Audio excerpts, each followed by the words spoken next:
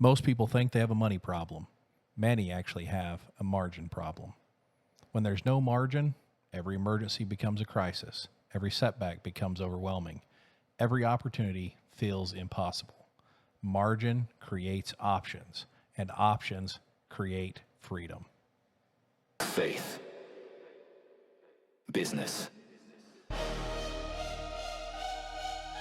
legacy.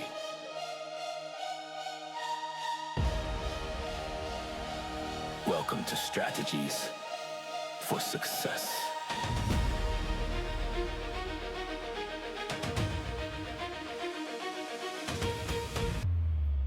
Hey guys, it's Trav. It's Tyler. Welcome to Strategies for Success. Yeah, good to be back for another episode. So today we're talking about how margin creates freedom. And as always, we're going to start off with our scripture. It's found in Proverbs 21:20. The wise store up choice food and olive oil, but fools gulp theirs down. So this isn't just about saving money, it's about wisdom. The wise person understands that not everything should be consumed immediately. Some things you need to save and preserve. You need to be prepared. Some things need to be prepared, managed, and stewarded. Throughout Scripture, God continually teaches preparation. Joseph stored grain. Noah built the ark before the rain. The ant gathers during the summer. Wise people prepare before they really need it. Margin is preparation, and preparation creates freedom. Yeah, I guarantee you. And I never really thought this, but my dad told me, he's like, listen, if you're broke, it usually is not an income thing. You know, he's like, you could make more money and still be broke. Mm-hmm. Usually the problem is not the income, it's the spending. Yeah. So you make more, what do? Spend it. Yeah, you spend more. I heard Shaquille O'Neal talking one time. He said, I realized that early on in his career, and that was pretty awesome. I heard him saying that he actually, through his entire career, never cashed any of his paychecks. He lived off of like the advertisements and the sponsors and all that. And he said he did that because he wanted to be a good steward, right? He wanted to save his money. And he said most people go out and they buy, $100,000 dinners for the entire team or just junk that you don't need. And we always think we need it. And then all of a sudden we're broke. Mm-hmm. You realize I need to get rid of it. And we probably all know people who buy stuff that they want and then they sell it cheap. Yeah. That's no way to make it. No. I got a story I want to share with you. So most people know this individual as one of the wealthiest men in American history. What many don't know is that his success wasn't built solely on money making. It was built on discipline. He was known for carefully tracking expenses from a young age. As a teenager, he recorded every dollar he earned, every dollar he spent, and every dollar he saved. While many people around him focused on consumption, he focused on stewardship. He understood something that many people just missed. The goal isn't simply to make more. The goal is managing well.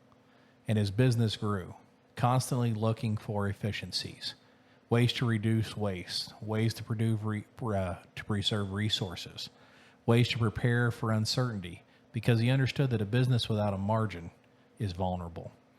And people without margin become reactive. He once said, save when you can, not when you have to. That's a lesson that many leaders learn too late.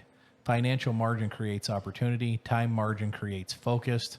I like that. I hope you're catching this. It's not just about the money. Time margin creates focus. Emotional margin creates stability. Leadership margin creates better decisions. People who thrive under pressure, often the people who are prepared before the pressure ever arrive. And that man was John Rockefeller. It's always easy to look at these people and say, wow, man, that guy, he's got it all together. But behind the scenes, it isn't always like that. I heard one that just kind of, it really stuck with me. Because we're in the studio tonight at 10:46 recording, and we've got some more to do after this. And I was listening to this the other day, and this is probably an area I need to do better. But President George W. Bush, his wife said that they made sure that he was in bed by 10 o'clock. And I think, well, you always want to think, well, he's up all night working. He was doing this. That's a worker. Yeah, but do you make the best decisions when you're exhausted? No, you don't. when you're emotionally strained, that's when you make bad decisions. Yeah. And they knew if you're going to be the leader of the free world, you better be getting some sleep because you're going to have to make some important decisions. Yeah. Probably right when you wake up. You know, what stood to, and maybe in the middle of the night, what stood out to me was that Rockefeller understood discipline before he understood wealth. And he built habits before he built the fortune. Yeah. You were talking about some of those habits not too long ago. Yeah. Yeah, I think a lot of the habit creation can stick with you.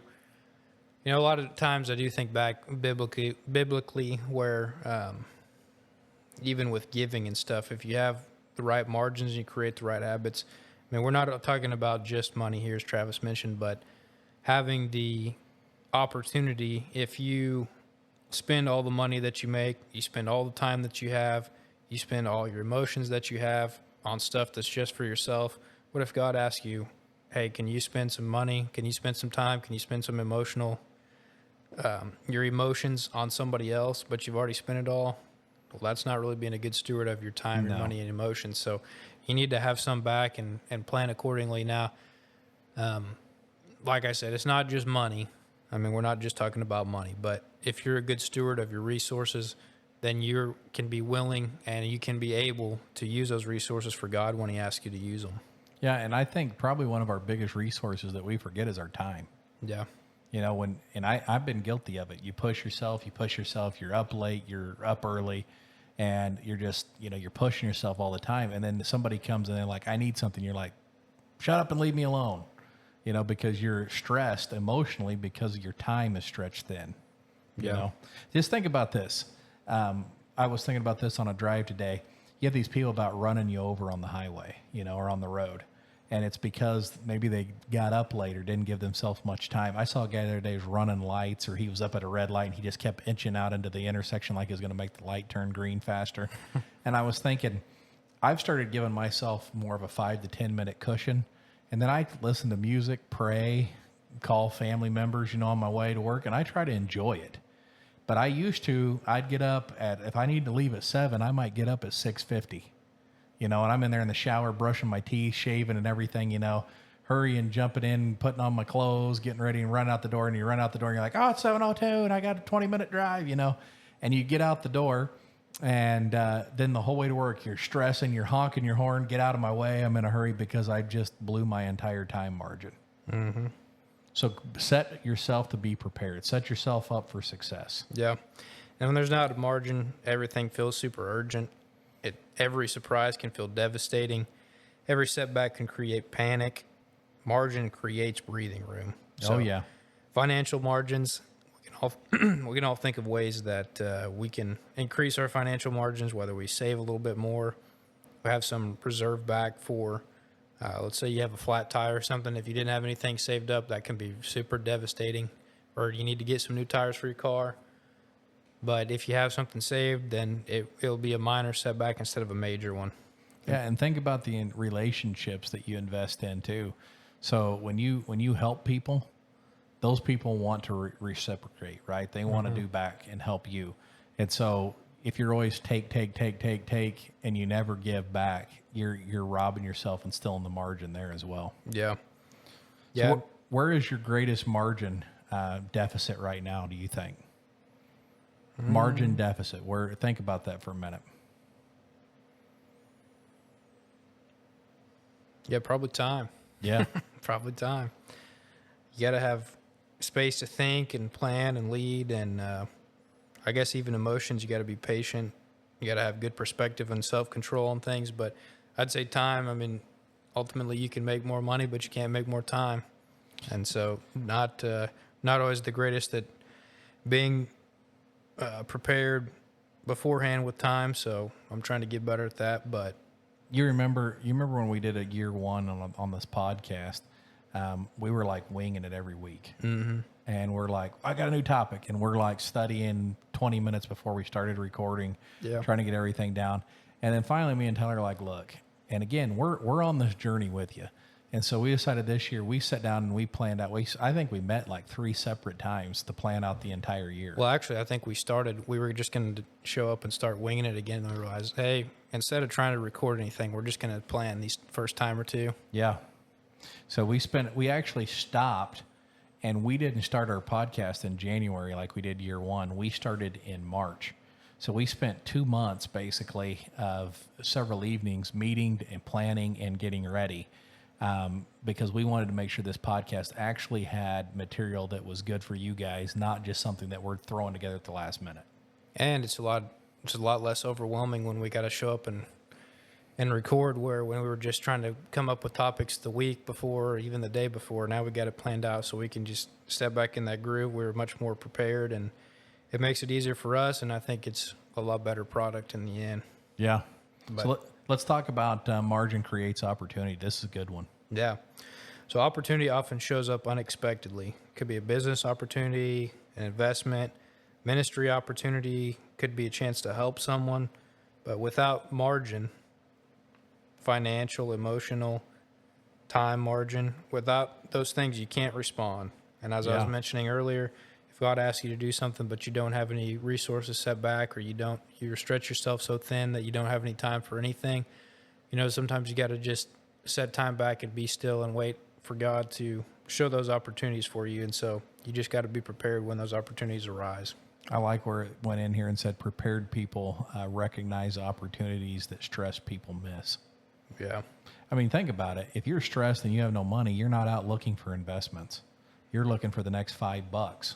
Mm-hmm. And the guy that's sitting there that's got his savings, he's sitting here thinking, what's the next investment that I can put my money into to make more? Yeah. So what opportunities have you missed because you didn't have a margin? This is a great one. I got a story I got to share here. All right. So we've shared several times, and I love talking about him. It's been a couple years, and so it's nice to remember. But my nephew, Tyler's cousin, Davey, who was killed there in Haiti. I remember back during COVID, he was working on and off at our store. And do you remember they shut the airlines down? Mm-hmm. And Ford Motor Company and all these, the automotive industry just kind of came to a screeching halt because they couldn't work in these big plants. And I remember I was sitting there, and I didn't have the spare cash. I had some spare cash, but I didn't have the amount of cash that I needed. And I remember sitting there, and I was just making conversation, and I looked over at Davey, and I said, man, if I had a couple $1,000s right now, I'd buy American Airlines and Ford Motor Company, because these guys, their stock was down because they were just crashing. They were hurting. But they were so big, the odds of them failing were like 0 to none. And then sure enough, here comes these giant, relief checks. And then these companies come back around. And next thing you know, he comes in, he's like, hey, man, I made like a couple $1,000s. And I had forgot all about it. And I was like, you actually bought that? And he's like, oh, yeah. And I'm thinking, I'm the guy that gave the advice. Mm-hmm. But you know what? Remember John Maxwell said, what's the secret? Mm-hmm. The secret sauce is what? Doing. Yeah. So he sat there and listened to my own advice, and he actually acted on it and did it. Yeah. I don't remember if you told this story before on the podcast, but we were talking on the phone the other night, telling the story about when you guys were going out to your hunting lease and stuff too. Oh, man. I think this is good for the time margin. So I'll tell you that this right here is probably, I think about this quite a bit, and it really, really helped me. So we were on our way out, and he would work the summers with me, and we would go out to the deer lease. And I'm a high pressure kind of, let's get this done, move, go, go, go.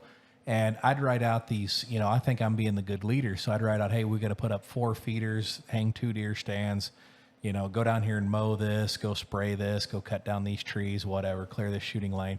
So I'd get everything planned out. And we'd get out there. And of course, we're working Saturday till noon. And then we drive an hour to our deer lease. And we'd stop and eat lunch. But we'd normally driving through, and we're getting nasty food. And then you're going to work in the heat. And we'd stop and buy our deer feed and everything. So by the time we get out there, it's like 2 o'clock, 2:30. And I have a list as long as my arm of stuff that I'm thinking to myself, we got a lot to get done. So now I'm already stressed by the time we get there. And one day we're on the way out there, and Davey looks over at me and he goes, hey, listen. He said, Uncle Trav, I got to ask you something. I said, yeah. He said, every time we go out here, you have this list of everything we got to do. And he said, and that's great, because we really do need to get it all done. But he's like, what if we took that list and we spread it out over 4 to 5 weeks? And we put 2 feeders up today, and maybe see if we clear one of those shooting lanes. And then let's stop and eat some good food, You know, we loved a local place here, Ron's Hamburgers, and they had a Big Daddy. And I'm gonna throw this in as a quick side story. Davey would eat a 2.5 pound, sometimes 3 pound burger. It was called the Hoosier Daddy, and he would even add a patty to it. And he would clean his plate and then go work in the heat. It just blew my mind. People would be over there taking pictures of him eating this massive burger, and then he'd be licking his plate, you know. And so we get out there, and as I started listening to him, what he was saying was clicking. He's like, you know, we're going to have way more fun. We're going to get way more stuff done. And then he said, let's make time at the end of the day to go fishing. There's a good bass pond out there. Let's go fishing. And so it just hit me like a weight. I didn't realize the stress that I was putting on him, you know. And then he wanted to go with me, but he probably was getting to the point where he didn't want to go with me because I'm stressing him out to get all this stuff done. And I'm stressing myself. And I realized right then, I was like, man, he is right. Take time. You know the old saying, take time to smell the roses? Mm-hmm. Man, I am so glad, because when he said that, it hit me like a load of bricks. And I said, man, you're right. You are absolutely right. And right there, that point, that was the turning point in my life. I thought, you know what? I'm going to take some time to go fishing. I'm going to take some time to eat the big burger. Well, I was going to take some time to watch him eat the big burger, but take some time to go fishing with your dad, man. Take some time to go play a round of golf, right? I'm the guy when we play golf, I'm always like, hurry, there's people coming behind us. But, you know, take some time to enjoy some things about life, because, man, it goes by too quick. Yeah. And that question we'd mention, what opportunities have you missed because you didn't have margin? Yeah. What are those? How many times you missed fishing, or how many times you missed that round of golf, or whatever it is, because you weren't as prepared as you could have been, and you didn't set time aside to do that, make it a priority to have fun along the way. My mom told me a story when I was a kid, and she said that these people were coming through this town, and they told them, when you get up here to this river, pick up some stones and put them in your pocket. And these guys are like, what are you talking about, you know? She said, well, when you get down there, you always are going to wish you could have picked up more, but you're never going to be able to come back. And so the story went that these men went down and they picked up 5 or 6 stones, put them in their pocket, and they went on down the road. And as they got up the road, they got to a next town and they reached in their pocket, and these had become gold and gems and diamonds. And what they were representing, the whole moral of the story, was that it was time, right? And so I look back at that fishing trip, or that 2.5 or 3 pound burger. Those are gold nuggets, right? And I can never go back. But you know what? I am so thankful that I invested to have the time when we did. Yeah, absolutely. Tyler, lead us into the FBL. Well, the FBL, so we talk about faith, business, and legacy. So for the faith portion, why does God value preparation? How does this stewardship demonstrate trustworthiness? I think God values preparation in the fact that, as we were mentioning, if you are prepared and you've planned accordingly, it's a little bit easier for him to ask you to do things. Yeah. Or it's easier for you to do the things that he asks you to, I would say. And I know that that's important, that we're make ourselves available to God. You know, like we wrote down here, faith trusts God, but wisdom prepares responsibly, right? Mm-hmm. So it's not just say God's going to take care of it. We have to prepare. Yeah. And there's countless biblical examples of how the value of preparation is shown in the Bible. Absolutely. Let's talk business. So how much business stress comes from the lack of margin? Time, money. There's a lot of companies that can fail when the cash flow disappears. And what forms of margin should they create? Mm-hmm. How can margin improve their decision making? And what systems can they create to help create more margin? Yeah. If you have a little more time on your hands, then it's easier to take a meeting that you may not have been able to. If you created and planned accordingly to have a little more cash on hand, it might be easier to take a risk that you wouldn't be able to if you didn't have any cash. So there's just a lot of things that being prepared and having a little extra margin can go a long ways for your business. Yep, a healthy organization creates reserves before they need them. Absolutely. Now on to legacy. What financial habits are you modeling? What lessons about stewardship are you passing on? How does margin increase generosity? What opportunities could margin create for future generations? Are you building stability or chaos for those who follow you? That's crazy to think about, but It's very true. And as we talked about, how does margin increase generosity? I think it was at the Maxwell conference we went to. I've heard it many times, but I've heard people say money magnifies you, and I think that can be definitely true. As if you're a giving person when you don't have anything, whenever you do have things, you're still going to be a giving person. So I think, we mentioned in the past where you being who you are, regardless of your circumstances, that can go a long ways, and always trying to create margin that will allow you to be more giving and allow you to be more generous when the opportunity arises. Absolutely. And you ever notice that most of the people that are very successful and very wealthy, they're very generous. Yeah. They're big givers. Yep, absolutely. Margin today becomes opportunity tomorrow. Mm-hmm. You want to share our challenge for the week? I'd love to. So this week, identify one area where you have no margin. Is that time, money, energy, relationships, leaderships? What is it? You name it. Take one action to create breathing room. So let's give this for example. Maybe it's cutting back. I had a guy that was a millionaire one time. He sat down with me and he said, think about this for a minute. He goes, how many bottles of pop do you buy per week from that vending machine? And $2.50 a pop, now maybe almost $3, depending on what you're buying. And he's told me, if you buy 2 a week, how this is calculated up. And he showed me the calculations. It was like thousands of dollars. Maybe it's just stopping buying that bottle of pop. Mm-hmm. And then you know what? Maybe that also helps your health because you're not down on all the sugar. That gives you a margin there. And got maybe a little more time. Yeah, you got it. A little more time. You nailed it. So just think of a few of those areas. Then take one action to create a little more breathing room. And it may be saving a little, scheduling less, delegating more. And that scheduling less, that's tough. I'll just tell you. I always feel like people need me and I want to be there, but sometimes it's saying no. Mm-hmm. Eliminating something that's unnecessary. Small margins become big freedoms over time. That's right. So, Tyler, we've laid it out. We've given the challenge, and now it's time. Now it's time to execute. You got it. Strategies for success. We lead, we build, we bless. Faith in the fight, a vision inside. A legacy is our quest. Strategies for success. With courage we invest. Faith, business, legacy. That's our strategy for success.